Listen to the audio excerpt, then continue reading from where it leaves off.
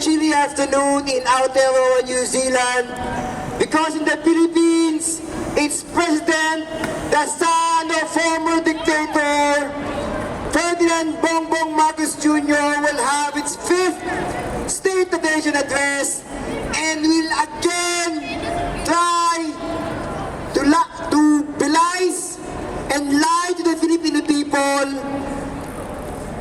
We are here to provide a true and factual State of the Nation address, the genuine socio-economic conditions of the Philippines.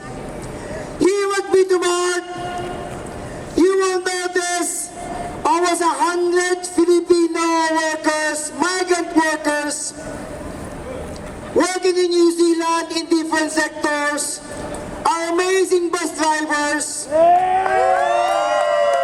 our amazing aged care workers, our amazing construction workers. There's more than 100,000 Filipinos in New Zealand, more than 2.5 Filipinos in the Middle East, more than 12 million Filipinos all over the planet. On the primary reason the Philippines is soaked and drowning in corruption, being operated by plunderers, by bureaucrat capitalists, and for decades, the Philippines export labor policy has been pushing out Filipinos. More than 7,000 Filipinos are being kicked out daily to work abroad, to leave their families behind, to work in precarious jobs here in New Zealand, in Asia Pacific, in Hong Kong, in the Middle East, all over the planet. The Filipinos are working because its government has failed, abandoned its people, and for decades its own government has been robbing its own people. That's why the Filipinos are forced to leave their homelands. We are here today not only to provide the true socio-economic condition of the Philippines, but expose the lies of its current president, the son of the former dictator, Ferdinand Marcos.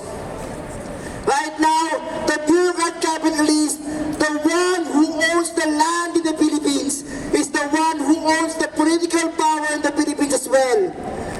Every 6 years, the Philippines will have a president that will lie to its own people, will unable to provide jobs to its own people, unable to provide education, healthcare, decent living, unable to provide public services and utilities. That's why the Filipino people right now are in debt. The government is in debt. The Filipino people is in debt. And the only way to get out of poverty is to leave the country. Shame on this bureaucrat capitalist. Shame on the puppet Marcos government and every government that rules the Philippines before him. Every day, more than 7,000 Filipinos leaves the country, flies out to the Philippines to work abroad. Because the Philippines, not only plundered by corruption, it is the #1 puppet of the U.S. imperialists in the Asia Pacific. Right now, Pac Silica is being built in the Philippines to provide AI chips, to provide AI-generated chips to power the U.S. imperialist armaments, to arm the U.S. imperialist missiles, using the Philippines as base and push the Philippines into military aggression with China. There's more than 9 military bases, U.S. military base in the Philippines, and these being allowed by the puppet government Marcos Bongbong Jr.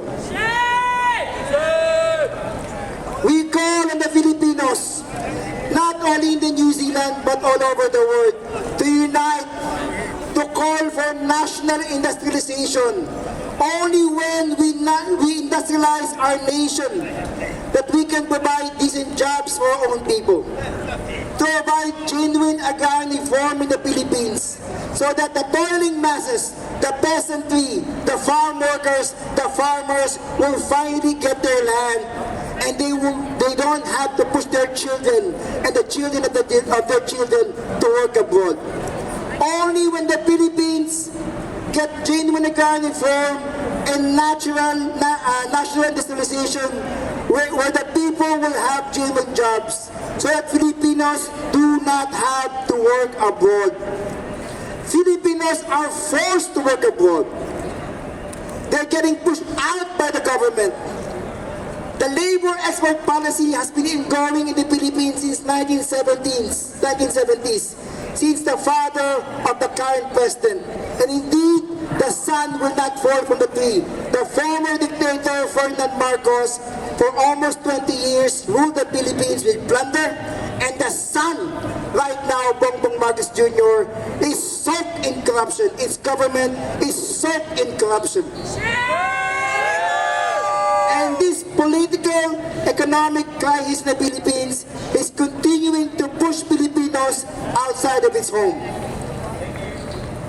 We call for the Filipino people to unite, panagutin si Duterte at si Marcos, ikulong lahat ng sangkot sa korupsyon. Marcos singilin! Duterte panagutin! Marcos singilin! Duterte panagutin! Salamat mga kasama.